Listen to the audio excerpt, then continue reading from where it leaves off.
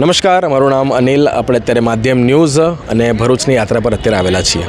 ચૈતરભાઈ જે આમ આદમી પાર્ટી અને કોંગ્રેસ એ બંનેનું ગઠબંધન જે છે એમાંથી ભરૂચમાં ચૈતરભાઈ અત્યારે ઊભા છે. ઇન્ડિયા અલાયન્સના ગઠબંધનમાં અત્યારે આજે ફોર્મ ભરાવાનું છે એમના સાંસદ ઉમેદવારનું. આપણી જોડે કોંગ્રેસના પણ કાર્યકર્તાઓ છે ઘણા. શું નામ આપનું? લુકમાન પટેલ. શું જવાબદારી તમારી અત્યારે? હું ભરૂચ શહેર વાઇસ પ્રેસિડેન્ટ છું. ઘણા વર્ષોથી કહી શકાય કે આમ તો ભરૂચ એટલે અહેમદ પટેલનું જે તે વખતનો ગઢ હતો. એક્ઝેક્ટલી. અને એના પછી ભારતીય જનતા પાર્ટી મનસુખભાઈ વસાવા આવ્યા અને એના પછી ધીમે ધીમે પડ્યું. આટલા વર્ષોથી મનસુખભાઈ વસાવા જીતતા કન્ટિન્યુ જીતતા આવ્યા છે. તો શું લાગે છે હવે એનો કંઈ અસર કંઈક ફરક પડશે? એકચ્યુઅલી મારે કંઈ કહેવાનું ના હોય, તમે મીડિયાના સાથી છો એટલે તમને બધી ખબર જ છે કે શું માહોલ છે. લગભગ 30 વર્ષથી નગરપાલિકા, લોકસભા, વિધાનસભા ભારતીય જનતા પાર્ટીનું શાસન છે. પરંતુ ભરૂચ શહેર હોય કે ગામડા હોય, એક પણ કામ એમણે કર્યું હોય તો બતાવે. રોડની વાત કરો, ગટરની વાત કરો, હું બેઝિક પ્રશ્ન વાત કરું, એમ તો ઘણા બધા પ્રશ્નો છે. શિક્ષણની વાત કરો કે ગવર્મેન્ટ સ્કૂલોમાં આજે સ્કૂલો બંધ થઈ રહેલી છે, શિક્ષકો નથી, અને જે છોકરાઓ ગવર્મેન્ટ સ્કૂલમાં ભણે છે એ 7મા ધોરણમાં ભણતા હોય કે 8મા ધોરણમાં ભણતા હોય, એમને ગુજરાતી વાંચતા પણ નથી આવડતું. એ લોકો આ ચાહે છે કે લોકો અભણ રહે અને અમે રાજ કરીએ. એજ્યુકેટેડ માણસોને ચાહતા નથી. દેશમાં એજ્યુકેશન પર્સન લોકો, બાળકો વધે, એજ્યુકેશન વધે એ ચાહતા નથી. કારણ કે એમણે ભ્રષ્ટાચાર કરવું છે અને કરી રહેલા છે. બહાર આવી રહેલું છે. તમે મીડિયામાં કર્મ એ છો તો જાણો જ છો. જે તે વખતે જ્યારે આ ઇન્ડિયા અલાયન્સની ઘોષણા થઈ ત્યારે એક વિષય એ પણ ચાલેલો કે મુમતાઝબેન જે છે એ ક્યાંક એમનો નારાજગી હતી કારણ કે કોંગ્રેસની સીટ નહોતી મળી. એકચ્યુઅલી નારાજગી ના હતી. હવે કામ કરતા હોય તો કોઈક પણ થોડીક એ હોય કે ભાઈ, પરંતુ જ્યાંથી ઉપરથી આદેશ થયો તો મુમતાઝબેન પણ પક્ષ સાથે જ છે ને રહેશે. અહમદ પટેલ સાહેબની વાત કરીએ કે હંમેશા આખી જિંદગી એમણે દેશ માટે અને પક્ષ માટે, અને ભરૂચ જિલ્લાની વાત કરીએ તો ભારતીય જનતા પાર્ટીનું શાસન હોવા છતાં પણ કામ અહમદભાઈ કરતા હતા. ભારતીય જનતા પાર્ટીવાળા માણસોને ચૂંટાઈને આવ્યા પછી પણ સાહેબ પાસે જવું પડતું હતું. કેબલ બ્રિજની વાત કરો કે તમે મંદિર, મસ્જિદ કે કબ્રસ્તાન કે સ્મશાન કે કોઈ પણ પર્સનલ કામ હોય તો સાહેબ કરતા હતા. અને કોઈ પણ વ્યક્તિ જાય, નાનામાં નાનો વ્યક્તિ જાય, સાહેબ અડધી રાતે પણ બોલો શું કામ છે અને કરી આપેલું છે. એ મારો ખુદ પર્સનલી અનુભવ છે. તો પછી આટલું બધું તમે કહ્યું છે, કામ કર્યું છે, છતાં પણ એવું તો શું થયું કે દેશમુખ જ્યારે દેશમુખ સાહેબ જે ઊભા રહ્યા ભાજપમાંથી ત્યારે એમની હાર થઈ? હા, હવે તો એવું છે ને કે અંદર લડાવો ભાઈઓને, divide and rule. Bharatiya Janata પાર્ટીનું આ તમે આટલા વર્ષોથી જુઓ છો તો આ જ કામ કરી રહેલા છે કે ભાઈને ભાઈથી લડાવો. આ દેશની એક મિસાલ છે, અનેકતામાં એકતા. એ લોકો તોડી રહેલા છે અને સમાજ અને દુનિયા, ઇન્ડિયાના લોકોએ, દેશના લોકોએ સમજવું પડશે કે આ લોકો જે કરી રહેલા છે શું થઈ રહેલું છે. 2024માં જો ફરી જો એ લોકો આવ્યા તો આ દેશની હાલત ખૂબ જ ભયંકર હાલત હશે. ગરીબ માણસની, દરેક સમાજની. આજે જો દરેક સમાજ એમનાથી નારાજ થઈ રહેલો છે. તમે જાણતા હશો કે કોઈ ગામડામાં જાય કે શહેરમાં જાય તો લોકો આજે એમની પાછળ દોડે છે કે ભાઈ કેમ આવ્યા તમે, આટલા વર્ષોથી છે શું કામ કર્યું. આજે લોકો ઓળખવા માંડ્યા છે. એમની જે રાજનીતિ છે ભાઈથી ભાઈને લડાવવાની, એ લોકો સમજવા માંડ્યા છે. ભાઈચારો ફરી સમજવા માંડ્યા છે કે ના. આપનું શું નામ છે? ફિરોઝભાઈ, શું જવાબદારી તમારી? Gujarat youth Congress social media state coordinator. અચ્છા, યુથ કોંગ્રેસની વાત કરીએ, જનરલી યુથની વાત કરીએ આપણે કે યુવાન જે છે એ અત્યારે એક સ્ટેટમેન્ટ એવું પણ જ્યારે સાંભળવામાં આવેલું વચ્ચે કે કોંગ્રેસમાં જે છે એ યુવાનોને ચાન્સ ઓછો મળે કારણ કે જે જૂના લોકો જે છે વર્ષોથી ત્યાં કોંગ્રેસમાં જે છે એ ગાદી પર બેઠા છે. ના, એ વાત બિલકુલ ખોટી છે. હમણાં 22ના ઇલેક્શનમાં રાજસ્થાનમાં બી અમારા યુથના 2 વિધાયક જીતીને આવેલા છે અને હાલમાં બી આપણે લોકસભાના એક આપણે કચ્છમાંથી એક ટિકિટ આપેલી છે યુથ કોંગ્રેસના એને. તો યુવાનને પ્રાધાન્ય આપે જ છે કોંગ્રેસ પાર્ટી. રાહુલ ગાંધી પોતે બી યુવા નેતા છે. ડેફિનેટલી. અચ્છા, એટલે હવે એ યુવાનની વાત કરવામાં આવે તો આજનો યુથ જે છે એ એક તરફ જોવા જઈએ તો ક્યાંક ખોટા રવાડે ચડેલો, કાં તો ગેમ હોય કોઈ પણ રવાડે ચડ્યો હોય, અને એવામાં અત્યારે દેશની વાત કરવામાં આવે, રાજકારણની વાત કરવામાં આવે તો એને પછી તમે કયા પ્રકારની દિશા આપો છો? એમાં તો આ જે ભાજપનું જે રાજ ચાલી રહેલું છે એમાં લોકોને ખોટા માર્ગે દોડી રહેલા છે. કેમ કે રોજગાર નથી એટલે ડેફિનેટલી યુવા વર્ગ ખોટા રવાડે ચરવાનો જ છે. એટલે ફર્સ્ટ પ્રાયોરિટી અમારી તો એ જ છે કે યુવાઓને રોજગાર મળે. અમારો ભરૂચ જિલ્લો સૌથી મોટું ઇન્ડસ્ટ્રીઝ એશિયાનું સૌથી મોટું ઇન્ડસ્ટ્રીઝ અમારા ભરૂચ જિલ્લામાં છે, પણ સૌથી બેરોજગાર ભરૂચ જિલ્લો જ છે અહીંયાના લોકલ. બોલો. હવે આજે ઇન્ડસ્ટ્રીની ભાઈએ વાત કરી એ કોંગ્રેસની દેન છે, અને કોંગ્રેસ જ્યારે રાજમાં હતું ને ત્યારે એમણે શરૂઆત કરેલી, ત્યાં તમે જાઓ તો જંગલ હતું, પરંતુ અમન પટેલ સાહેબ, રાજીવ ગાંધી એમણે મળીને કે આ એરિયાને ડેવલપ કર્યો અને ઇન્ડસ્ટ્રીઝ લાવ્યા અને ભરૂચ જિલ્લાના લોકોને અને આસપાસના લોકોને રોજગાર મળે. પરંતુ આ લોકો જ્યારે શાસનમાં આવ્યા ને તો આજે બહુ દુઃખની સાથે કહેવું પડે છે કે ભરૂચના નવજવાનો એજ્યુકેટેડ છે, પરંતુ એમને અહીંયા રોજગાર નથી. 80% લોકો બહારના બીજા સ્ટેટના લોકો રોજગાર મેળવી રહેલા છે. એટલે આજે ભરૂચના જિલ્લો એજ્યુકેશન હોવા છતાં બાળક આજે સ્ટુડન્ટ ભટકી રહેલા છે, તો આ બીજા રસ્તે જવાના જ છે. અને એમના એક જ એમને રેલીઓમાં ભેગા કરવા ભારતીય જનતા પાર્ટીનો કે ભાઈ બેકાર છે તો શું કરશે, રેલીઓમાં લાવે. અત્યારે વિડીયો પણ આવી રહેલા છે કે પૈસા દઈને રેલીમાં લાવે, એમને પૈસા પણ નથી આપતા.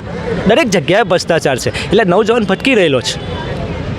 એટલે એક વસ્તુ અત્યારે આજે ફોર્મ જે ભરવાના ચાલુ થયા એમાં એક વસ્તુ એ પણ હતી કે મુસ્લિમ ઉમેદવારોને ક્યાંક તોડવા માટે AIMIM જે પાર્ટીના સાંસદ ઉમેદવારને પણ ઊભા કરવામાં આવ્યા છે. ભલે ઇતિહાસ છે કે ઘણી વખતે, આજે ફર્સ્ટ ટાઈમ નથી, એ ઊભા રહે છે, પણ એનો કોઈ મતલબ નથી. લોકો જાગૃત છે, એજ્યુકેટેડ લોકો છે, એ કંઈ ફરક પડવાનો નથી. એ ગમે તેટલા ભારતીય જનતા પાર્ટી ગમે તે લોકોને ઊભા રાખે. તમે બીજી ઘણી નવી પાર્ટી ઊભી કરેલી છે, અભી નવી પાર્ટી ઊભી કરેલી છે. બાપ શું છે? બાપ પાર્ટી. હા, આ ચિંતા તાત્કાલિક ઊભી થવું શું છે? એક અહીંયા કરેક્શન કરવા માંગીશ. એજ્યુકેટેડ છે ચેતરભાઈ વસાવા, અને લોકો માટે અડધી રાતે ઊભા થવાવાળા વ્યક્તિ છે. કોઈ પણ સમાજ હોય એના માટે લડવાવાળો વ્યક્તિ છે આ, એટલે એ જ જીતવાના છે. અને એ લોકો દરેકના તમે પૂછશો ને તો એવું જ કહેશે કે ભાઈ હવે તો ચેતરભાઈ જ ચાલે, કાકાની ઉંમર થઈ ગઈ. કારણ કે એરિયાની અંદર તે બાજુથી આવે છે ટ્રાઇબલ એરિયામાંથી, તમે ત્યાં શરાબ જોવો, ખુલ્લેઆમ શરાબ મળી રહ્યું છે, અને એ પણ એવી ક્વોલિટીનું કે લોકો પીને મળી રહેલા છે. તો એ યુવા કાં જશે એની ફિકર કોણ કરશે? મનસુખભાઈ 3-5 તમથી જીતતા હોય તો કેમ ના એમની ફિકર કરી, નવજવાનોની ફિકર કરી. તમે એમને કીધું કે લોકો એટલે ભણેલા છે, એજ્યુકેટેડ છે, એટલે એમને ખબર પડે છે. તમે આવી વાત કરી. એક્ઝેક્ટલી. શરૂઆત તમે એવું પણ કહ્યું કે અહીંયા એજ્યુકેશનનો અભાવ છે. એક્ઝેક્ટલી. હા. Good question. તમારા ક્વેશ્ચનને હું બિરદાવું છું. એનું કારણ એક જ છે કે જે એજ્યુકેશન લઈ રહેલા છે ને સાહેબ, એ પ્રાઇવેટ સ્કૂલો અને પ્રાઇવેટ સંસ્થાઓમાં રહેલા છે. ગવર્મેન્ટ સ્કૂલમાં નથી રહેલા. પોતાના ખિસ્સામાંથી બાપ મજૂરી કરે છે અને ફૂલ ફી ભરે છે અને પછી એજ્યુકેશન મેળવી રહેલા છે. કોઈ ગવર્મેન્ટ સ્કૂલમાં નથી, ગવર્મેન્ટમાં તો ટીચર પણ નથી અને ગુજરાતી લખતા વાંચતા પણ નથી આવડતું. તમે મારી સાથે ચાલો, કેટલી સ્કૂલો ભરૂચમાં બંધ થઈ ગયેલી છે, અને ગુજરાતની વાત કરો 6000ની ઉપર સ્કૂલો બંધ થઈ ચૂકેલી છે. એ સાનું એજ્યુકેશનની વાત કરે, એ પોતે જ ભણેલા નથી તો શું દેશના બાળકોને ભણાવવાના છે? તો જે લોકો ભણેલા નથી એ લોકો તો કદાચ જે વોટ છે એ તૂટવાની શક્યતા ખરી ને એમના તો. જે લોકો ભણ્યા નથી હા, હવે ઓળખી ગયેલા છે. અચ્છા. હા, એ ઓળખી ગયેલા છે કે આ લોકો તો ખાલી છેતરવા જ આવે છે. મોટી મોટી વાતો કરો, 15 લાખ આપીશું, 2 કરોડ રોજગાર આપીશું, આ આપીશું, પેલું. હવે લોકો સમજી ગયા, ખાલી વાયદાઓ કરે છે. મોદીની ગેરંટી, શું ગેરંટી? એક ગેરંટી પૂરી કરેલી હોય 10 વર્ષમાં તો બતાવે, એક પણ ગેરંટી બતાવે. ખાલી ઇલેક્શન આવે એટલે ગેરંટી બતાવે, પછી ક્યાં ખોવાઈ જાય છે. એમના 5 ઉદ્યોગપતિઓ પાસે ચાલ્યા જાય છે, અને ઈડી ને આ બધું તમે જાણો છો, રેટ પડાવીને રૂપિયા બનાવવાના ધંધા છે, અને દેશને ફરી ગુલામ બનાવવા જઈ રહેલા છે. 2024માં દેશના નાગરિકે જાગવું પડશે અને ભારતીય જનતા પાર્ટીને જાકારો આપવો પડશે. કારણ કે આજ જો 24માં નહીં તો કદી નહીં, એ પરફેક્ટ આ વાત છે. એટલે એક્ટિવ થવું પડશે. અને તમારા માધ્યમથી હું તમારો આભાર માનીશ, તમારા માધ્યમથી અપીલ કરીશ જનતાને કે આ દેશ બચાવવાની જરૂર છે. કારણ કે આજે રાહુલ ગાંધી જો, રાહુલ ગાંધી એક એજ્યુકેટેડ પર્સન, દેશમાં ક્યાં ભણેલા છે. પપ્પુ કહેતા હતા ભાઈ, બધી એમણે જે કંઈ ભવિષ્ય એમણે કીધું ને કે આ થશે, કોરોનામાં આ થશે, આ બધી સાચી વાત. કોરોનામાં થાળી વગાડી, તમે શું કર્યું? વેક્સિન કે જે ફેલ કરેલી છે, અને તેને દેશમાં વહેંચવામાં આવી. કઈ લોકો મૃત્યુ પામ્યા, કઈ જવાન માણસો જે વેક્સિન લઈને એટેક આવી રહેલા છે. તો તમે તો દેશના લોકોના જીવ સાથે તમે તો ચેડા કરી રહેલા છો. તો રાહુલ ગાંધી જે કંઈ પણ કહી રહેલા છે, તો આજે દેશને એવા વ્યક્તિની જરૂર છે કે જે સત્ય કહી રહેલા છે અને હિંમતથી એમની સામે ઘણા બધા ઈડી કે પછી તમે વાત કરો કે બધા સંગઠનો પડેલા છે પણ એકલી જાતે એમ બોલી રહેલા છે ને લડી રહેલા છે. તો આજે દેશને એવા વ્યક્તિની જરૂર છે કે જે દેશ જે કોંગ્રેસના રાજમાં ઉપર હતો તો ફરી ઉપર આવે ને એનાથી ઉપર લઈ જાય. એટલે દેશના લોકોએ નાગરિકોએ જાગવું પડશે. આપણી જોડે અત્યારે કાકા પણ છે. કાકા શું નામ તમારું? નઝીરભાઈ શેખ. નઝીરભાઈ, કેટલી ઉંમર હશે તમારી? મારી 65 વર્ષ. કારણ કે તમારે આમ ઉંમર જો લાયક ઘણો બધો અનુભવ હશે ભરૂચ જિલ્લાનો, એટલે અહેમદ પટેલનું શાસન પણ તમે જોયું હશે અહીંયા. હા, અહેમદ પટેલ સાથે અમે કામ કરેલું છે. અચ્છા, તો હવે એક પ્રશ્ન એ થાય કે ભરૂચ જે કહી શકાય કે વિધાનસભાના ઇલેક્શનમાં જે છે એક કોંગ્રેસ જે છે એ ક્યાંક ભારે પડે છે ભરૂચમાં, પરંતુ જ્યારે લોકસભાનું ઇલેક્શન આવે ત્યારે પાછું કોંગ્રેસ હતું એ થઈ જાય છે, દબાઈ જાય છે. તો સમગ્ર ભરૂચ જિલ્લાની વાત છે ને, આ તાલુકાની વાત છે, બરાબર? હા, હા, વિધાનસભા તાલુકાની વાત છે. પરંતુ ગયા વખતેની વાત કરીએ, આ જે વિધાનસભાને આગળની વાત કરીએ ત્યારે 5 જે સીટો છે એ કોંગ્રેસ પાસે હતી, બરાબર છે? તો ત્યારે કદાચ એ ફરક પડવો જોઈતો હતો. ફરક એટલે 2014 બાદ આ ફરક પડ્યો બધો. આ જ્યાંથી આ મશીન આવ્યું ત્યાંથી બધો ફરક પડેલો છે. અને કાલે સુપ્રીમ કોર્ટે જજ ખન્ના અને પેલા નારાયણ કે હું નામ બીજા જજ હતા, એમણે 4 કલાક સુધી બહેસ કરી. 4 કલાક સુધીને હવે આવતીકાલે પાછું છે. અને એમાં ચૂંટણી કમિશનર બધા જ આવ્યા હતા, એ લોકો બધાને હાજર રાખેલા હતા. અને એમણે કબૂલ્યું બી કે આમાં છે ને ગપચો થયો છે. અચ્છા. હા, કે એ લોકો અત્યાર સુધી એવું કહેતા હતા કે ગોડાઉનમાંથી, એમના સમગ્ર ગોડાઉનમાંથી સીધા મતદાન મથક પર એ જાય, આ પેટીઓ મશીન જાય એમના. પણ વચમાં આ માનવ છેદ થયો છે. વચમાં માનવ છેદ થયો છે. એટલે આ એ ખુદ આ એ લોકો માન્યા, હું ચૂંટણી કમિશનરવાળા ખુદ માન્યા કે માનવ છેદ થયો છે. અચ્છા. હા, ભાઈ, તમે 2014ની વાત કરી, 2014થી જે આ વિષય ચાલી રહ્યો છે, પરંતુ મનસુખ વસાવા 1999થી વાત કરી ત્યારથી સાંસદ કન્ટિન્યુ છે. મેં તો કહું છું મનસુખ વસાવા ઠીક છે, પણ 26 ગુજરાતમાં કોઈ વખત ગુજરાતનો પ્રશ્ન કોઈએ બોલતું જ નથી. હું આ સંસદમાં મેં કેટલી વખત જોઉં છું ટીવીમાં, ગુજરાતનો કોઈ સભ્ય, એ સંસદ સભ્ય બોલતો જ નથી કે ગુજરાતમાં શું છે ને ગુજરાતમાં શું છે. તમે જોયું છે ટીવીમાં કે ગુજરાતનો કોઈ બોલ્યો હોય? મનસુખ વસાવા તો બોલતો જ નથી. ને અહીંયા કામ શું કર્યું છે એમણે? આ 70 વર્ષ કે 65 વર્ષ કે 80 વર્ષ પહેલાં કે જે કામ હતું એ જ કર્યું છે એમણે શું કર્યું છે? કોલેજો હતી, સ્કૂલો હતી, દવાખાના હતા, બધું જ હતું ને. હા, એમણે શું ધાર મારી છે? એ કે અમે બનાવ્યું, અમે હું કોઠો બનાવ્યો તમે? હા, એ નામ બદલવામાં માહિર છે, નામ બદલવામાં માહિર છે, બીજું કંઈ નહીં. એટલે એક ભરૂચમાં કહી શકાય કે મુસ્લિમ માઇનોરિટી જે સંખ્યા છે, નો ડાઉટ, અને એના મત પણ છે. તો હવે એ માઇનોરિટીના પ્રશ્નો શું છે? માઇનોરિટીના પ્રશ્નો તો બધા બહુ છે. કારણ કે મને જે પ્રકારે અનુભવ રહ્યો છે, જે પ્રકારે કે સરકારી જે સુવિધાઓનો લાભ તો તમે એટલે જે છે એ લેતા આવ્યા છો વર્ષોથી, એ છે ને, જો 100%માંથી ખાલી 5 કે 10% મળે છે, વધારે નથી મળતું. હા, ને મુખ્ય પ્રાયોરિટી છે શિક્ષણ. હા, શિક્ષણ એ બી શું છે, અમે જાતે ઊભા થઈને કરીએ છીએ, કોઈ હેલ્પ નથી થતી ગવર્મેન્ટની. હા હા, એમાં 100માં 5 ને થતી હશે કે 2 ને થતી હશે, 98 તો એમ જ જાય છે. હા, ભણવામાં આવે છે. હા, જો પૈસા કે ભાઈ લઘુમતી સમાજ માટે આવે છે, ફોર્મો ભરી આપો, એમાં 5% લોકોને મળતા હોય સ્કોલરશીપ. બાકી તો સવાલ જ નથી. હવે તમે ભ્રષ્ટાચારને, હવે તમે પત્રકાર સાહેબ છો, તમે બધા જ જાણો છો કે કઈ ફિલ્ડમાં ભ્રષ્ટાચાર એ લોકોએ બાકી રાખ્યો છે. કોઈ પણ વસ્તુ તમે કે ભાઈ આ યોજના આવી, એ યોજનામાં બતાવો ભ્રષ્ટાચાર ના થયો. કોઈ એક પણ યોજના બતાવો કે જેમાં ભ્રષ્ટાચારમાં નામ ના આવ્યું હોય. હાલાંકि એમની બધી જ તાકાત છે અને બધી તાકાત યુઝ કરે તો પણ બહાર આવે છે. કારણ કે તમે જેવા હજુ મીડિયાવાળા, હજુ અમુક મીડિયા એક્ટિવ છે, બાકી અમુક મીડિયા તો તમને ખબર છે કે કેવા વેચાઈ ગયેલા છે. જે ખેડૂતોનો પ્રશ્ન, જે દેશની મિસાલ ખેતી માટે આપવામાં આવે, એ ખેડૂતોને આજે આટલા મોટા લેવલ પર આંદોલન કરવું પડે, કેટલા લોકો મૃત્યુ પામ્યા, તો આજે એક ખૂબ દુઃખની વાત છે. જમીન ખુદ દીને બેંચો રોડ પર ભીખ માંગવાની. મારાથી ભાષા મેં આપણા માધ્યમથી તમને કહેવા માગું છું કે જે પ્રમાણે ગેરંટીની વાત કરે છે મોદી સાહેબ, તો પહેલાં તો એમનું જ ઉદાહરણ લઈ લઈએ આપણે કે એમને જે લગ્ન પ્રસંગ પ્રમાણે 7 જન્મનું જે બંધન પ્રમાણે હોય તે એ પ્રમાણેનું એમનું બંધન કઈ ગયું, એ કામ છોડીને જતા રહ્યા સંસાર, બરાબર છે ને. જે આપણે પ્રમાણે જે ગેરંટી પૂરી પાડવામાં આવે છે એ કોઈ ગેરંટી બતાવો મને, એ પૂરી કરો કે આ ગેરંટી અમે પૂરી કરી બતાવી હોય. જેને કે આદિવાસી સમાજમાં કોઈ પ્રશ્ન ઉકેલ્યો હોય એમને, જે પાણીનો હોય કે કોઈ પણ સમાજનો હોય, બરાબર, એ ખાલી હિન્દુ મુસ્લિમના સમાજમાં લડાઈ, જાતિ વિવાદમાં લડાઈ કરવામાં જ માનતા હોય છે ને. એનાથી જ ને પબ્લિક પણ હવે એટલી જાગૃત થઈ ગઈ છે કે અમને કહેવાની જરૂર નહીં પડે કે હવે એ કરો, કેમ કે હવે સંવિધાન બચાવવાની જરૂર છે.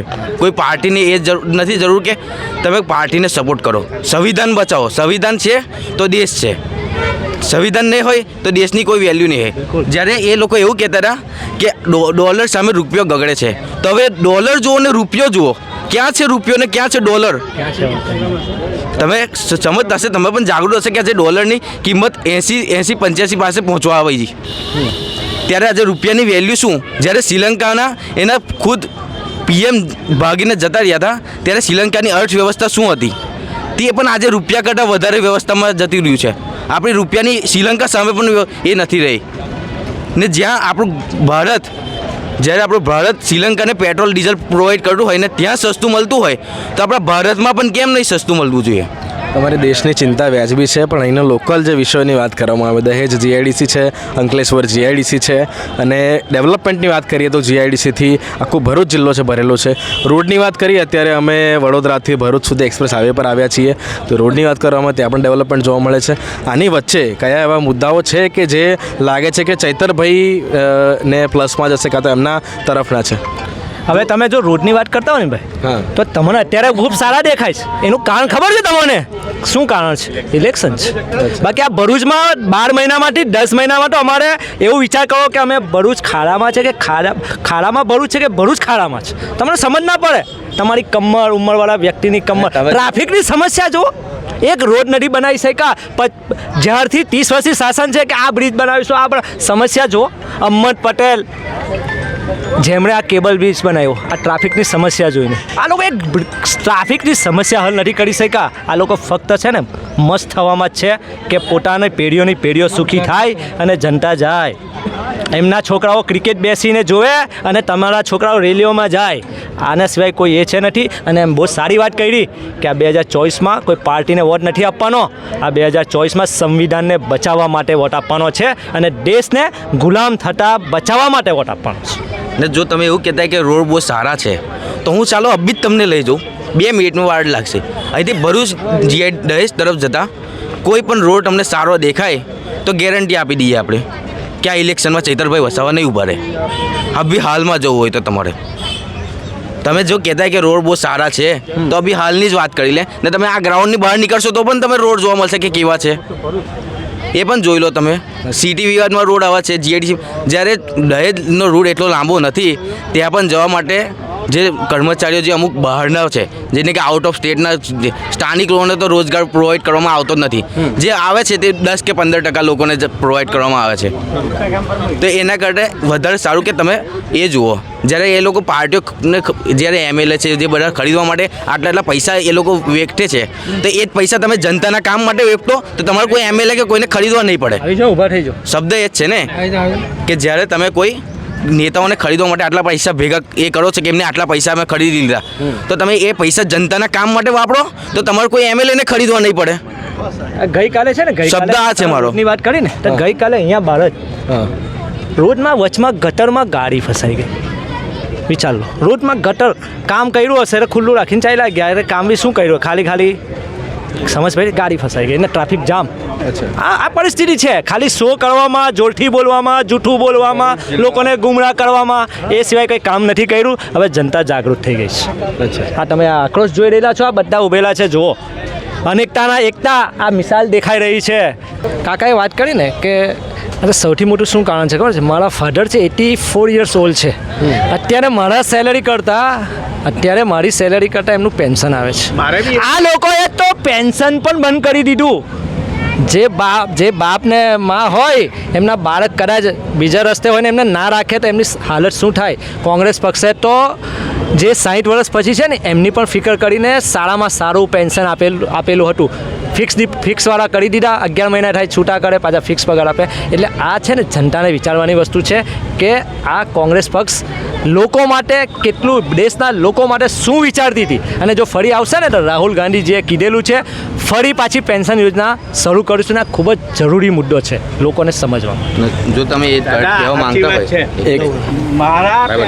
તો આ પ્રકારે ઘણી બધી ફરિયાદો, ઘણા બધા વિષયો છે એમના, અને એના વચ્ચે આ ફરિયાદો વચ્ચે એક વિષય કે વર્ષોથી એમણે જે કહ્યું પ્રકારે કે આ જે નેતાઓ જે છે એ આટલા બધા વિષયો હોવા છતાં પણ ભારતીય જનતા પાર્ટીની સરકાર જ આવી રહી છે.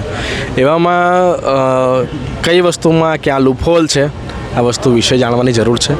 એ લૂપહોલ ક્યાંક પક્ષ જે છે સત્તામાં જે છે એની વાત કરવામાં આવે કે તો અપક્ષની વાત કરવામાં આવે, વિપક્ષની વાત કરવામાં આવે. આ દરેક વિષયને લઈને તમને શું લાગે છે આ વિષય પર એ કમેન્ટમાં જણાવો અને વધુ માહિતી મને જોતા રહો માધ્યમ ન્યૂઝને.